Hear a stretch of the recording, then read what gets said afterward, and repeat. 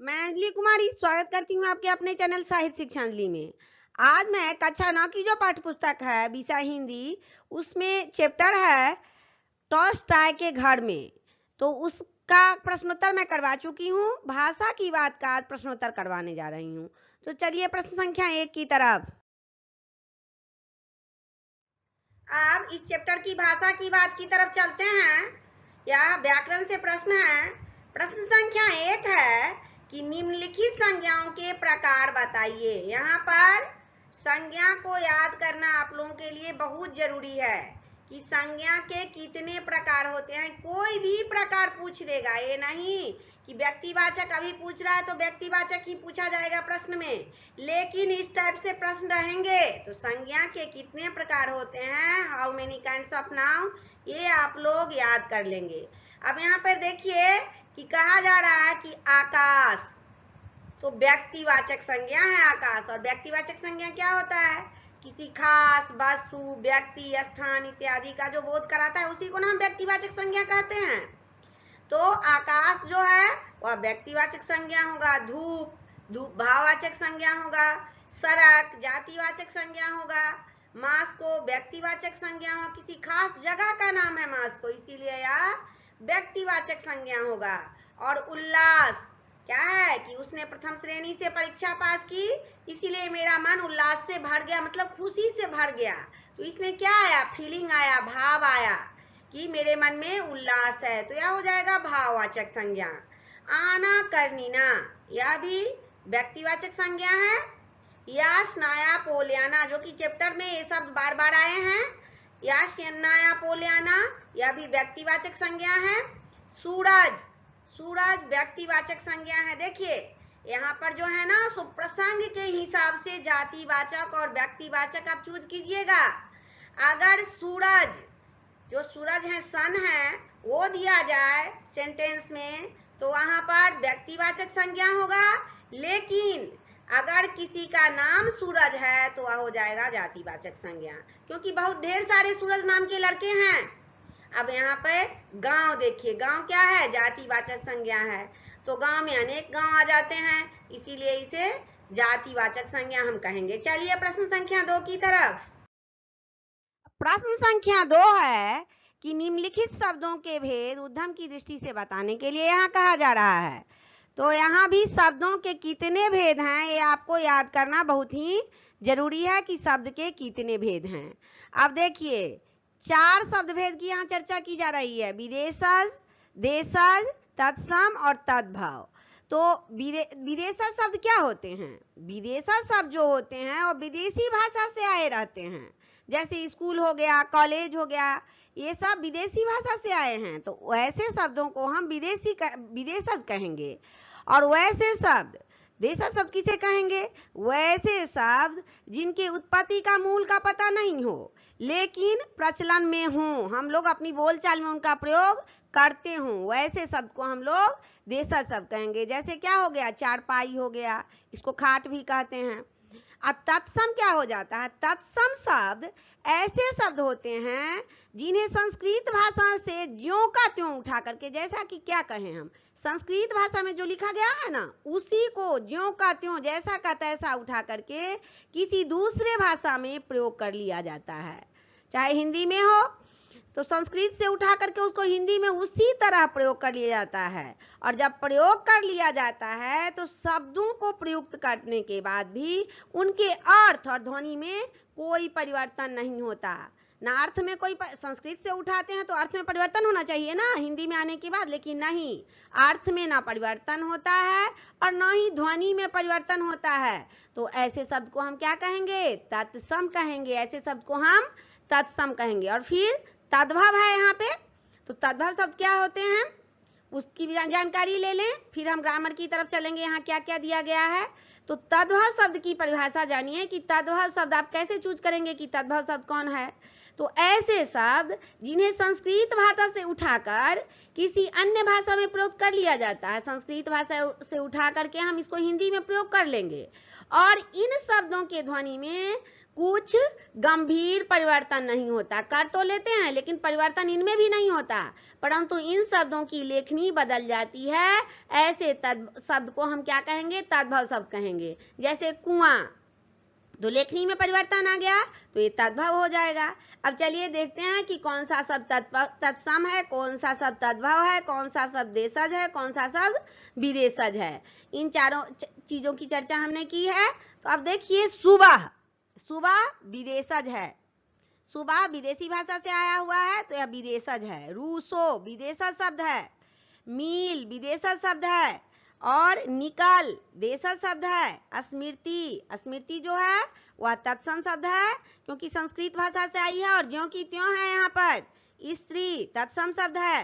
रक्षा तत्सम शब्द है। चारपाई जो है वह देशज शब्द है, बहुत प्रचलन में है। खटपट देशज शब्द है। नाश्ता विदेशज शब्द है, यह दूसरे देश से आया हुआ शब्द है, इसीलिए इसको हम विदेशज कहेंगे। मित्र तत्सम शब्द है। घर तद्भव शब्द है। झोपड़ी देशज शब्द है, और पुरुष तत्सम शब्द है। माँ तत्सम शब्द होगा यहाँ पे। आत्मा तत्सम शब्द है, और कुआं सबसे लास्ट में है तो कुआं होगा आपका तद्भव शब्द। इसके लिखावट में भी परिवर्तन आ गया है तो ये तद्भव शब्द होगा। प्रश्न संख्या 3 में निम्नलिखित विशेषणों के प्रकार बताइए। अब यहाँ पर आपको विशेषण भी याद करना पड़ेगा कि विशेषण के कितने प्रकार होते हैं। सारे प्रकार आप लोग याद कर लेंगे, जरूरी नहीं है कि कौन सा विशेषण पूछ दे, तो सारे विशेषण के कितने प्रकार होते हैं वो आप लोग याद कर लेंगे। अब यहाँ पर देखिए कि चमचमाती विशेषण क्या होता है। सबसे पहले ये जान लीजिए कि संज्ञा और सर्वनाम की विशेषता बतलाने वाले शब्द को हम विशेषण कहेंगे, चाहे संज्ञा की विशेषता बतलाए चाहे सर्वनाम की विशेषता बतलाए। जैसे देखिए, संज्ञा की विशेषता कैसे बतलाएगा? राम अच्छा लड़का है, तो राम क्या है? यहाँ पे संज्ञा हो गया। अच्छा क्या है? विशेषण हो गया। तो राम अच्छा लड़का है तो यह संज्ञा की विशेषता बतला रहा है। अब फिर अगर हम कहेंगे उसी चीज को कि वह अच्छा लड़का है तो क्या होगा? वह यहाँ पे सर्वनाम हो जाएगा और अच्छा विशेषण हो गया, तो यहाँ पर फिर सर्वनाम की विशेषता बतला रहा है। तो संज्ञा अथवा सर्वनाम की विशेषता बतलाने वाले शब्द को हम क्या कहेंगे? विशेषण कहेंगे। अब कौन सा विशेषण है यहाँ पर चुनने के लिए कहा जा रहा है? तो चमचमाती क्या है? चमचमाती गुणवाचक विशेषण है। कार कैसी लग रही है? चमचमाती हुई दिख रही है, तो यह गुण है उसका, तो गुणवाचक विशेषण यहाँ पर होगा। इस होगा यहाँ पर गुणवाचक विशेषण। इस लड़की के पास ढेर सारी किताबें हैं। सजीव, सजीव में ले लेते हैं, मनुष्य को लेंगे, गाय को ले लेंगे, तो सबके पास कुछ ना कुछ गुण होता ही है, तो गुणवाचक विशेषण हो जाएगा। 100 150 क्या हो जाएगा? संख्यावाचक। इसमें संख्या दर्शाया गया है कि कितने पैसे हैं, तो 100 150 हैं, तो यहाँ संख्यावाचक विशेषण हो जाएगा। धुंधली गुणवाचक विशेषण हो जाएगा। कितना पूछा जा रहा है कि कितना कौन सा विशेषण है, तो संख्यावाचक विशेषण है, इसमें भी संख्या छुपा हुआ है लेकिन होगा संख्यावाचक विशेषण। स्वर्गीय, अब यहाँ पर देखिए स्वर्गीय सर्वनामिक विशेषण होगा, और सर्वनामिक विशेषण क्या होता है यहाँ जान लीजिए कि ऐसे सर्वनाम शब्द जो संज्ञा से पहले लगकर उस संज्ञा शब्द की विशेषण की तरह विशेषता बतलाते हैं, वे सब सर्वनामिक विशेषण कहलाते हैं। तो अब देखिए आजीवन है, आजीवन भी सर्वनामिक विशेषण है, तो आप लोग विशेषण को अच्छे से याद कर लीजिए। और यहाँ कुछ शब्द दिए गए थे कि कौन सा विशेषण है, मैंने बतला दिया। प्रश्न संख्या 4 है कि निम्नलिखित शब्दों का संधि विच्छेद करें और संधि निर्देश करें। तो यहाँ पर संधि पूछा जा रहा है, आप लोगों को संधि भी याद करना पड़ेगा कि संधि किसे कहते हैं, संधि के कितने प्रकार होते हैं, आप डिटेल में याद कर लेंगे। कोई भी संधि पूछा जाएगा तो यहाँ पर देखते हैं कि संधि किसे कहते हैं। दो वर्णों के मेल से जो विकार उत्पन्न होता है उसे हम संधि कहते हैं। अब वर्ण के आधार पर संधि के 3 भेद होते हैं, स्वर संधि, व्यंजन संधि और विसर्ग संधि। तो यहाँ पर शब्द दिए गए हैं, देखिए कि उल्लास शब्द है जिसका क्या होगा संधि विच्छेद, उत्घन लास। और उत्घन लास कौन सा संधि है, तो उत्घन लास जो है वह व्यंजन संधि है। और व्यंजन संधि होता क्या है, सबसे पहले जान लेते हैं कि व्यंजन संधि हम कैसे करेंगे, कि ये व्यंजन संधि है कि स्वर संधि है कि दीर्घ संधि है। तो व्यंजन संधि की परिभाषा जानना जरूरी है कि जब किसी व्यंजन के पश्चात कोई व्यंजन अथवा स्वर आ जाए, तो यहाँ देखिए क्या है, व्यंजन के पश्चात तो यहाँ व्यंजन है और व्यंजन के पश्चात व्यंजन है या स्वर आए, तो इससे उत्पन्न विकार को व्यंजन संधि कहते हैं। इसे ही हम व्यंजन संधि कहेंगे। जैसे सत्य घन जन, क्या हो जाएगा, सज्जन। अब देखिए दूसरा शब्द है, दूसरा शब्द क्या है, वातावरण। दूसरा शब्द है वातावरण, तो वातावरण का संधि विच्छेद करेंगे कि वातावरण का संधि विच्छेद क्या होगा, वात घन आवरण। वात घन आवरण होगा इसका संधि विच्छेद। और यह कौन सी संधि है, दीर्घ संधि है। अब दीर्घ संधि की परिभाषा जान लेते हैं कि दीर्घ संधि की परिभाषा क्या होगा, जब एक ही स्वर के दो रूप, ह्रस्व, ह्रस्व स्वर किसे कहते हैं, देखिए अब ह्रस्व स्वर और दीर्घ स्वर की चर्चा की जा रही है यहाँ पर। एक शब्द के दो रूप, ह्रस्व, ह्रस्व स्वर हो गया अ, ई, उ, हर्षई, हर्षई, हर्षऊ, और दीर्घ स्वर क्या हो गया, अ के बाद जो आ आता है ना, वह उसका दीर्घ स्वर होता है, उस पर ज्यादा जोर लगता है, अ, आ, तो आ, दीर्घाई, दीर्घाऊ, ये दीर्घ स्वर हो गए।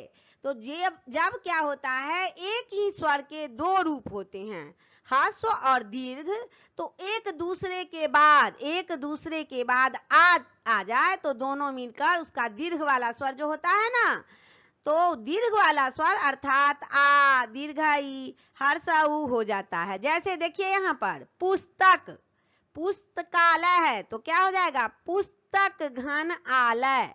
तो अ और आ मिल करके क्या बन जाए, आ, तो पुस्तकालय, पुस्तक, क में आया फिर लास्ट में आया, तो पुस्तक घन आलय, पुस्तकालय।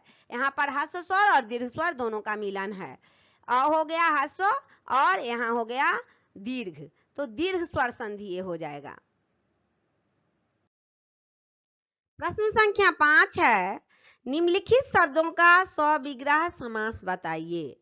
अब कुछ शब्द नीचे दिए गए हैं, उसका समास बताने के लिए कहा जा रहा है। अब आपको समास किसे कहते हैं, समास के कितने भेद होते हैं, ये सब भी याद करना पड़ेगा। संधि और समास सबको अच्छे से याद कर लीजिए। और यहाँ पर सविग्रह समास बताने के लिए कहा जा रहा है। तो समास किसे कहते हैं, सबसे पहले ये जान लें कि दो या दो से अधिक शब्दों के मेल से नया शब्द बनता है। दो शब्दों को मिला देते हैं ना, तो नया शब्द बनता है, और उसे समस्त पद भी कहते हैं। जब नया शब्द बन जाएगा तो उसे हम क्या कहेंगे, समस्त पद भी कहेंगे, और इस मेल की प्रक्रिया को हम क्या कहेंगे, समास कहेंगे। अब देखिए कि आगे क्या शब्द है, आजीवन।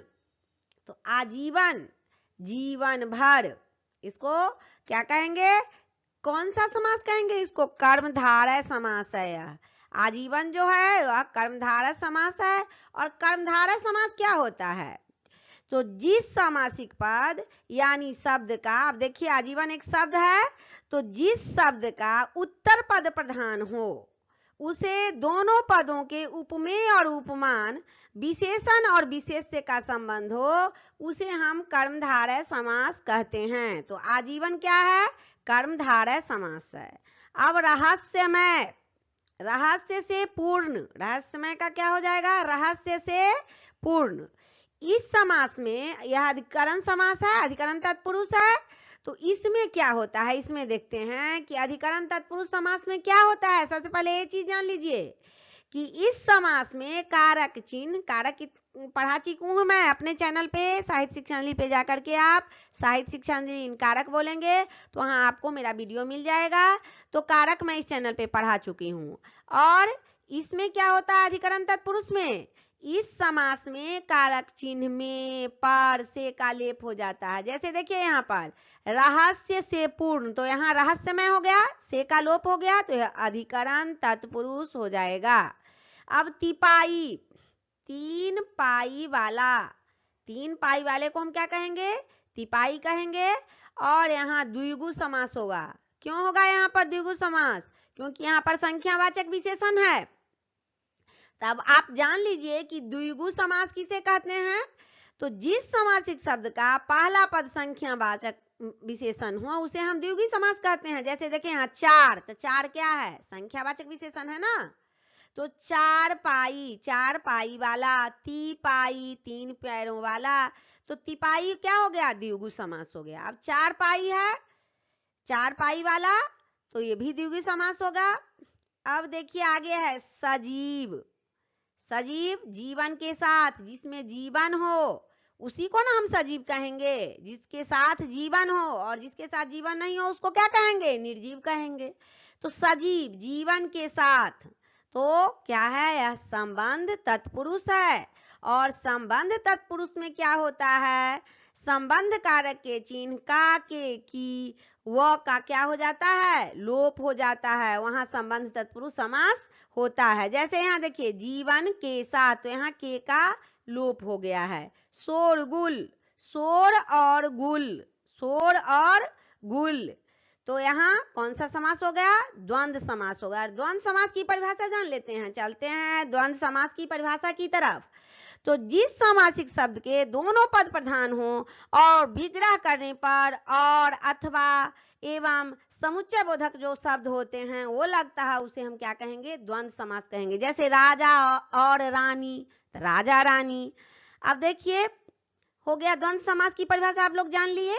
अब विशाल काय, विशाल काय, विशाल काया वाला, जिसका काया विशाल हो उसे ही ना हम विशाल काय कहेंगे। तो विशाल काय, विशाल काया वाला, यह कौन सा समास है, तो कर्मधारय समास है। यह कर्मधारय समास किसे कहते हैं, इसकी परिभाषा जान लें। तो जिस समासिक पद शब्द का उत्तर पद जो है वह प्रधान हो, उसे दोनों पद में उपमेय और उपमान, विशेषण और विशेष का संबंध हो, उसे हम कर्मधारय समास कहेंगे। तो यहाँ पर समास याद करना एकदम जरूरी है। चलिए प्रश्न संख्या 6 की तरफ।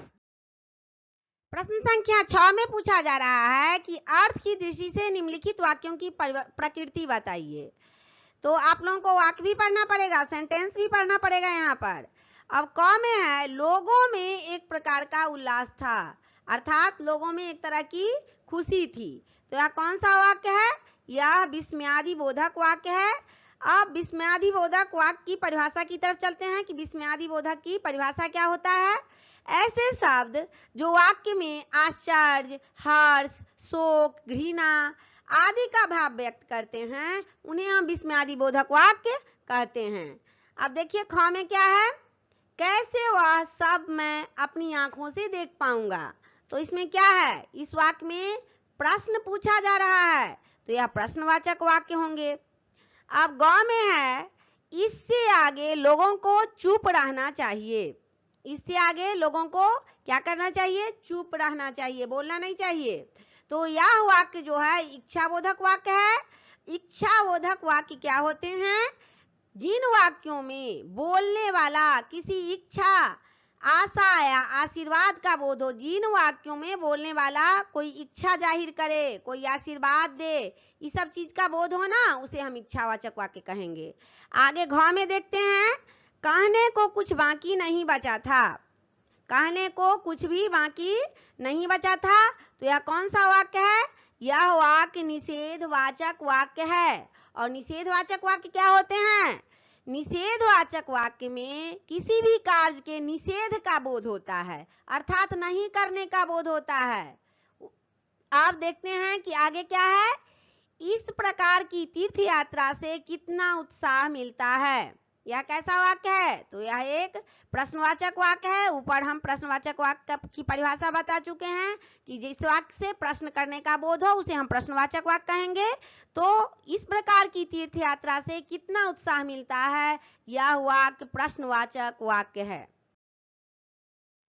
प्रश्न संख्या 7 है कि रचना की दृष्टि से निम्नलिखित वाक्यों के प्रकार बताइए। यहाँ वाक्य प्रकार पूछे जा रहे हैं। तो आप सबसे पहले जानते हैं कि वाक्य क्या होता है। दो या दो से अधिक शब्दों के समूह जिसका कोई अर्थ हो उसे वाक्य कहते हैं। आप देखते हैं कि क में क्या है, पास ही एक तालाब है जिसके किनारे टॉलस्टॉय घंटों जाकर बैठे रहते थे। तो यह कौन सा वाक्य है, यह संयुक्त वाक्य है। और संयुक्त वाक्य क्या होते हैं? ऐसे वाक्य जिनमें दो या दो से अधिक उपवाक्य शामिल हों एवं सभी उपवाक्य प्रधान हो। ऐसा नहीं कि एक प्रधान हो दूसरा नहीं, सभी उपवाक्य संयुक्त वाक्य में प्रधान होते हैं, वैसे वाक्य को हम संयुक्त वाक्य कहते हैं। ख है, यह उनके पढ़ने लिखने का कमरा था। तो यह वाक्य जो है वह सरल वाक्य है। और सरल वाक्य में क्या होता है? एक ही क्रिया एवं एक ही कर्ता होता है, एक क्रिया और एक कर्ता। और जिस वाक्य में एक ही उद्देश्य और एक ही विधेय होता है उस वाक्य को हम सरल वाक्य कहेंगे। आगे देखते हैं कि ग में क्या है। बाहर तेज धूप निकली हुई थी और कुछ क्षणों के लिए मेरी आंखें चौंधियां सी गई। तो यह वाक्य है ना, वह मिश्रित वाक्य है। और मिश्रित वाक्य की परिभाषा देखते हैं कि इसकी परिभाषा क्या होती है। जिनमें सरल वाक्य के साथ साथ कोई दूसरा उपवाक्य भी हो वैसे वाक्य को हम क्या कहेंगे? मिश्रित वाक्य कहेंगे। आप देखते हैं घ में क्या है। जब मकान से बाहर निकले तो हम तीनों ही चुप थे, मानो 2 घंटों तक कोई स्वप्न देख रहे थे। यह वाक्य भी मिश्रित वाक्य है। और मिश्रित वाक्य की परिभाषा मैं ऊपर बता चुकी हूं कि मिश्रित वाक्य किसे कहते हैं। अब सबसे लास्ट क्वेश्चन है कि उनकी पत्नी के सोने का कमरा अलग था क्योंकि अंतिम वर्षों में आपस में खटपट रहने के कारण उनके सोने के कमरे अलग थे। ये कैसा वाक्य है? तो यह भी एक मिश्रित वाक्य है। टॉल्स्टॉय के बारे में यहाँ पर कहा जा रहा है। तो इस भाषा की बात में मैंने सारे प्रश्नों को बता दिया।